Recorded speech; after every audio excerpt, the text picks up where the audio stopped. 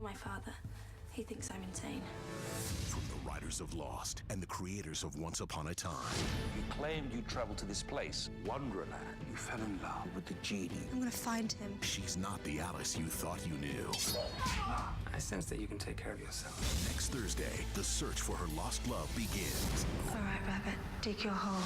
Once Upon a Time in Wonderland. Series premiere next Thursday at 8, 7 Central. Followed by an all-new Grey's Anatomy and Scandal on ABC. You're listening to the AFTERBUZZ TV Network. Now, the largest new media platform on the web and your #1 source for after-show entertainment.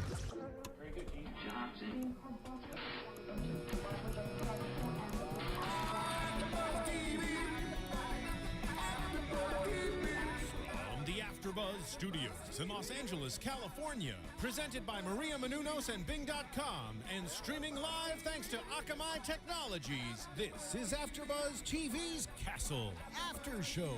We'll break down tonight's episode and get you all the latest news and gossip. And now, another post-game wrap-up show for your favorite TV show. It's AFTERBUZZ TV's Castle After Show. Hey everyone, it's Paige Sullivan here, and we are back with another Castle After Show.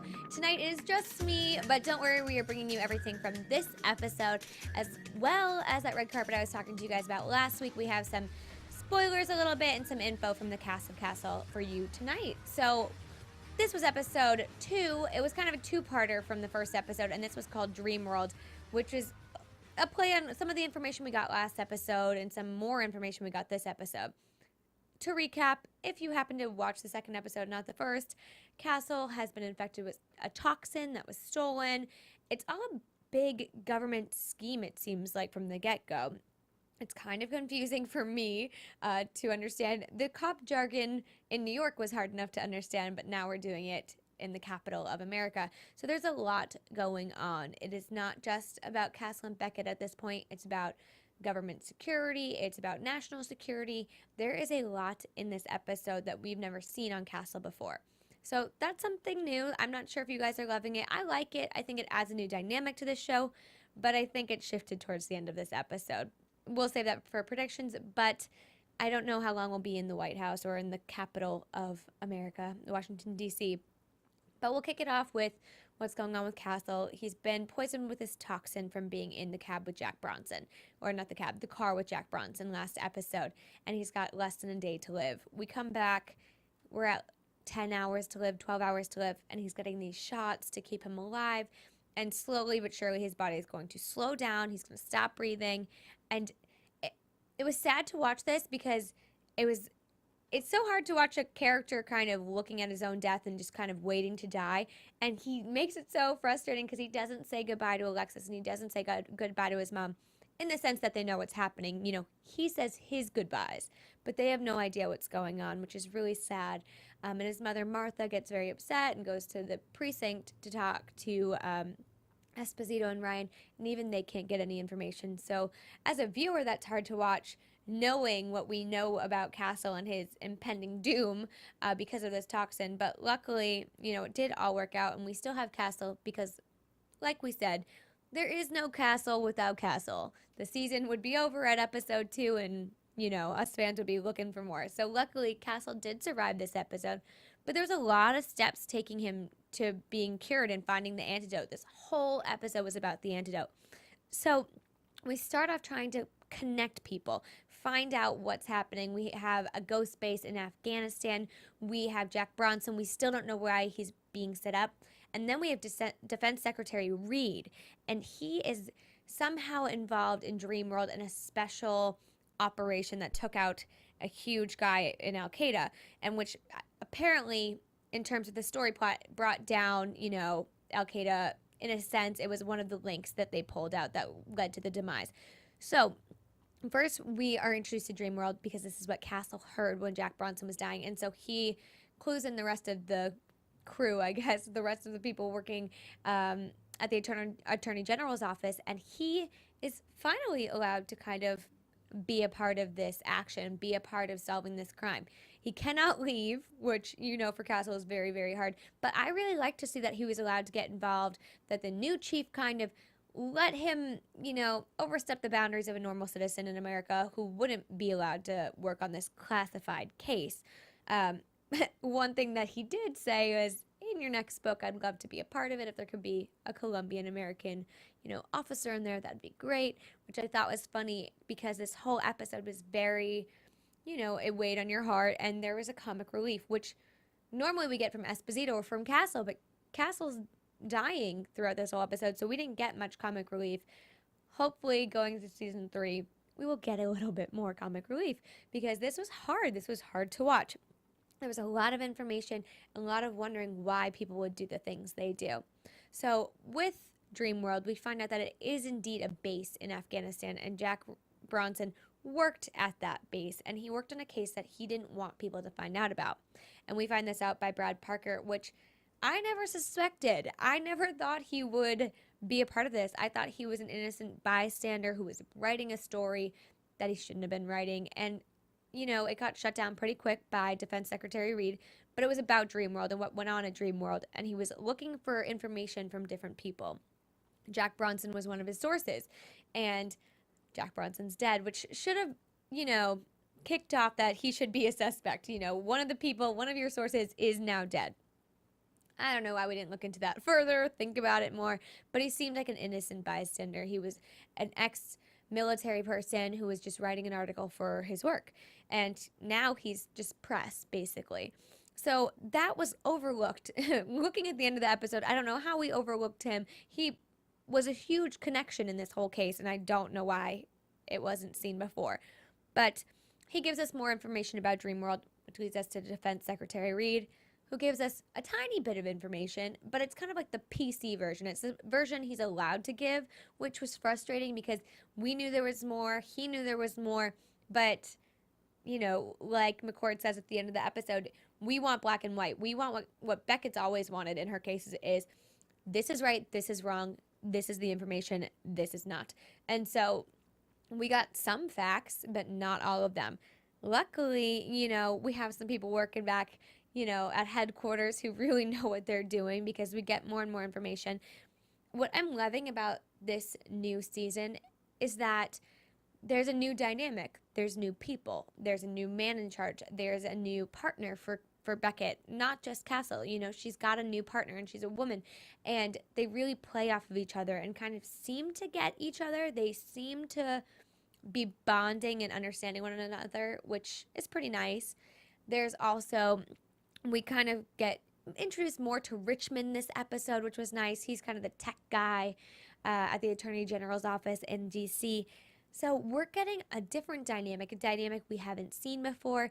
It's not all laughs and giggles like it is in New York, but these people are working together to solve, this case. And it's kind of a time-sensitive case, especially for Beckett, who's hoping to save Castle's life. I think had Beckett not been Castle's fiance, they might not have been so focused on the time limit. Yes, they want to save lives. I'm not saying they don't. But because it's Beckett, it's much, much more important that they save Castle's life just for the sole sake of what it would do to her psyche if it was up to her to save him and she didn't. So that was really important. But it's all a matter of, safety for everyone. This toxin could harm thousands of people, and I'm sure there isn't an antidote to fix all of that. So it really is coming down to the wire.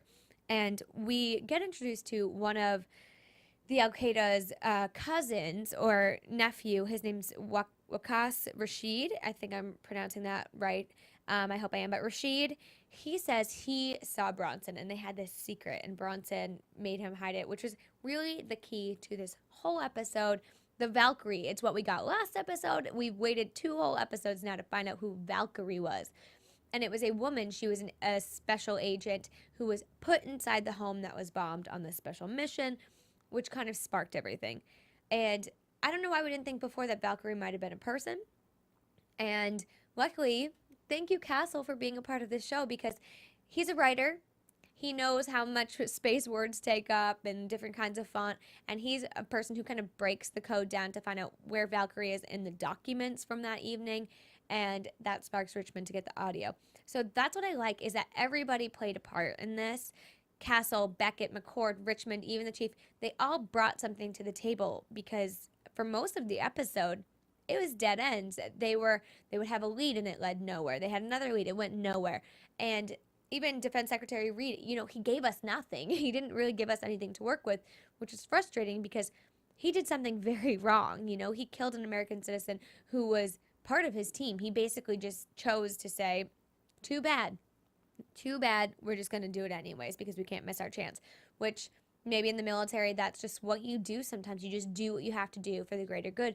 But in the eyes of Beckett and my eyes, I think when one of your own's in there, you never intentionally blow something up. So, I don't know. I have my thoughts on Defense Secretary Reed, which aren't very nice. I won't say, but I just don't think he's a great guy. And so, we find Rashid, and he gives us a little information, and we find out that Bronson carried her body out, and that's what leads to finding her. And so, Farah was her name. She, pretended to be a maid, and this is what breaks the whole story wide open, is she was engaged to Brad Parker, the journalist from the beginning of the episode, which I still don't understand how we didn't see it or why we didn't see it or who knows. But I feel like as detectives, he should have been under watch, just knowing he was a part of this. And that even if he didn't commit the crime, that whoever did commit the crime, this guy was probably on his radar. And he was probably looking at this guy. So I don't know why there wasn't more eyes on him, but luckily, we find him because he's the person who signed off when her body was delivered back to the United States, and he obviously buried her and loved her very much. This is my bone to pick with Brad Parker. Yes, you love someone. Yes, somebody did you very wrong. What happened with Defense Secretary Reed should not have happened. But the world doesn't work with an eye for an eye, in my opinion. I don't know if any of you have different thoughts. You can tell me in the comments, but I don't think it works eye for an eye, and we've learned that through the 6 seasons of Castle, that when you kill because somebody else did something to you or because you want something from them, it never ends well and it doesn't justify what you did, because a bad person doesn't make, making bad choices doesn't make a good person making bad choices better. And so that's who Reed is, that's who Parker is. They're all kind of making bad choices and doing bad things. And in turn, it kind of makes them look like a villain in these episodes. And we always have those, and we want to feel bad. That's the problem with Castle. You want to feel so bad for a guy like Parker who lost his fiancée due to this one man's decision to just overlook her so he could get to his end goal. And I would be mad. I would be so, so mad if I were him.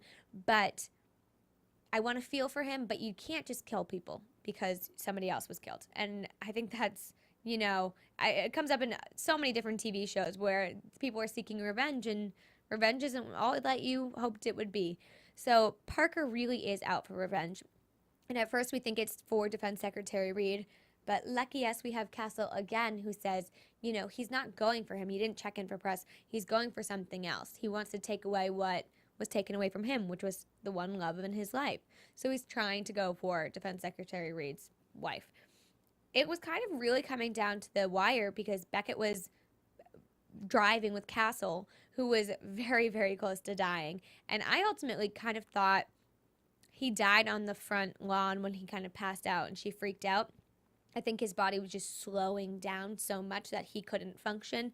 I think his heart was still beating. He was still breathing. He couldn't function. But I'm sure a lot of viewers were very concerned that he may have died because he collapsed in that front yard. There was nothing else they could do for him. The toxin was in his body.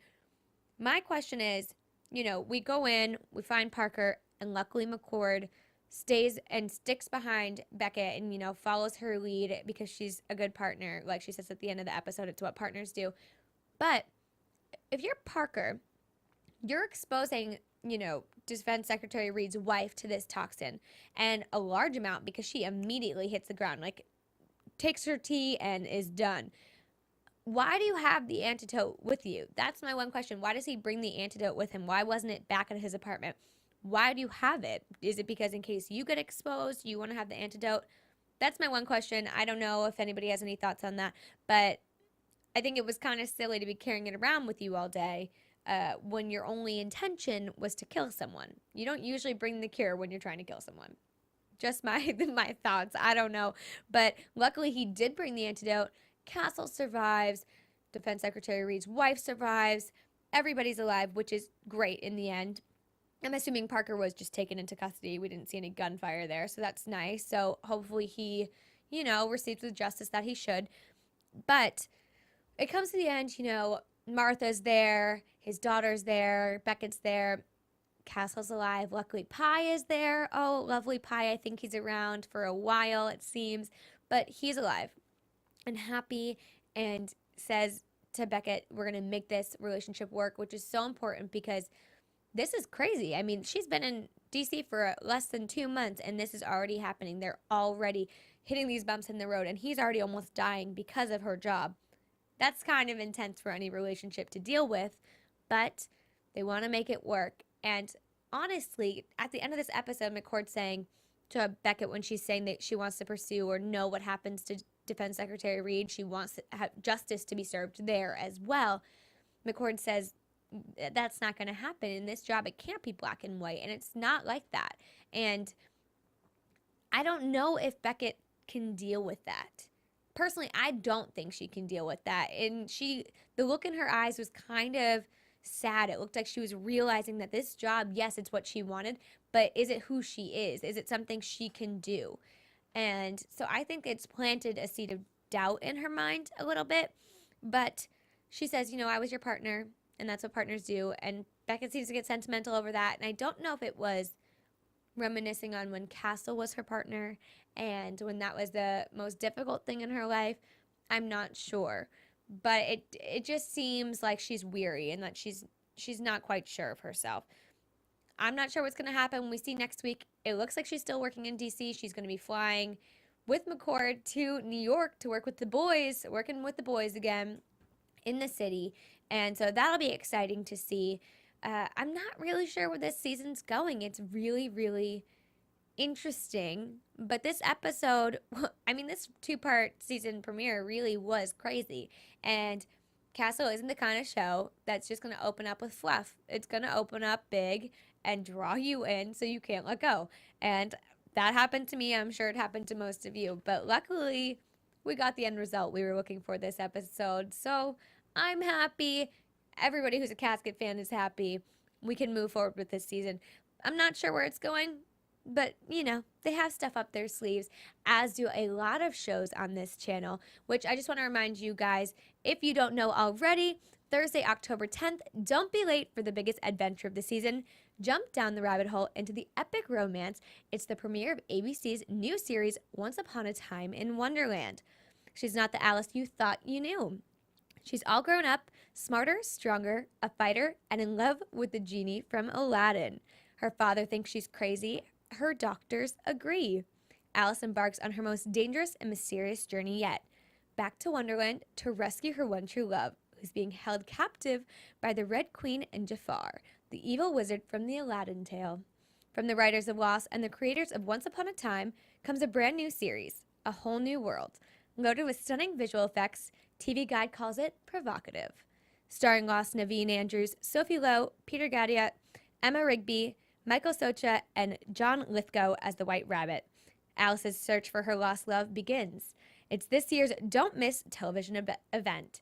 Once Upon a Time in Wonderland series premiere is again this Thursday, October 10th at 8/7 Central on ABC. So this channel is knocking out great shows one after the other, so make sure you tune in for that. But a little more, I guess that was some news from ABC, but from news from us here at AFTERBUZZ for you guys. AFTERBUZZ TV News. So I told you guys last week I was going to a red carpet for the Castle cast and crew and producers, and I went tonight. I'm very excited. It was a lot of fun. The cast of Castle is truly amazing. So we were at the Paley Center for Media in Beverly Hills here in LA, and I got to talk with most of the cast. Unfortunately, I didn't get to talk to Nathan Fillion or Stana, but they were there looking amazing. They just showed up a little too late, so I couldn't get them, unfortunately. But we did talk to the rest of the cast. So we talked to Molly Quinn. She plays Alexis on the show. She gave us a little bit of dirt, just a little bit, saying, I don't think she intentionally meant to do this. She was going to say something to me, and she went, ooh, I can't say that. But I said, what are you looking forward to most about this season? And she said she's looking forward to Alexis being in love. So I think Pi is around to stay, people. As weird as it is, as goofy as the guy is, he's funny, and I think he's here to stay. I think she's genuinely in love with this boy she met on her trip, and he'll be around. We talked to Martha. Susan Sullivan is her name, the actress, and she didn't give us much. She's like, I don't really know. They don't tell me anything. So the one thing she said she is constantly pitching, though, to producers, which I thought was very funny, is she wants Martha to write a book and kind of compete with her son. You know, that's Castle's world, writing books, and she wants Martha to kind of dive right in there like the kooky mom she is. I don't think it's going to happen. She doesn't really think it's going to happen, but she really wants it to happen. And obviously, we talked to John Huertas and Seamus Dever, as well as his wife, Julianne Dever, and they're all just excited about this season. They didn't give us too much. John Huertas did hint at a time-traveling episode. I don't know how that's going to work. I feel like it's going to be very similar to the Comic-Con episode from last season, so we'll have to see how that one goes. And obviously, Julianne and Seamus were hinting to the fact that this baby is probably going to come before the Christmas hiatus or the winter hiatus. So, I mean, she can't be pregnant forever. And she's been pregnant a while already. So, we don't have any word of when this is going to be happening. I think they said they're already on shooting episode 9. So, I don't think it's happened quite yet. But it will be happening. And we also talked to Gates. And she won't tell me when we're going to see her again. So, Penny wouldn't give me anything. No, nothing at all. But she is also very excited about this Castle and Beckett romance. Everybody wants to see where this is going to go, but they were great. I'll tweet those out for you guys tomorrow when the videos are up if you want to see what they said. But the cast and crew of that show are amazing. They're so friendly, and I think that's one of the reasons we love them as Castle fans, is because they are just so there for us, and they want this show to be amazing, and you can tell they genuinely love this show.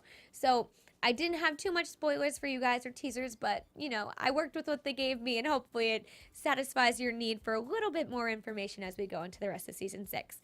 But before we end the night, I'll give you my predictions. And now, your AfterBuzz TV predictions.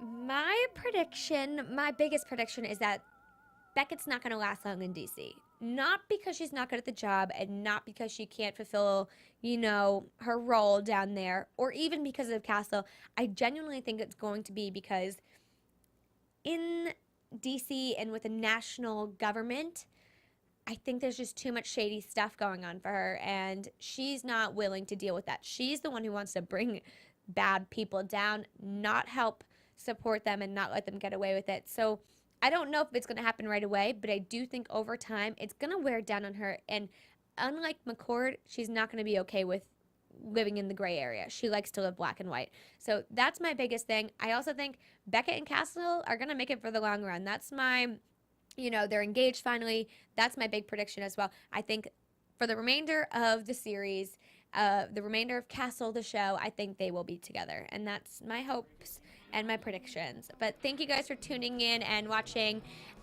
Castle, obviously, and watching our AfterBuzz show as well. You can find me, Paige Sullivan, on Twitter at PaigeSull. It's also the same for Instagram and my website, perfectpaige.com. Thank you guys again for watching, and we will hopefully see you guys all back here next week. From Bing.com, executive producers Maria Menounos, Kevin Undergaro, Phil Svitek, and the entire AfterBuzz TV staff, we would like to thank you for listening to the AfterBuzz TV network. To watch or listen to other after shows and post comments or questions, be sure to visit AfterBuzzTV.com. I'm Sir Richard Wentworth, and this has been a presentation of AfterBuzz TV. Buzz you later. The views expressed herein are those of the hosts only and do not necessarily reflect the views of AfterBuzz TV or its owners or principals.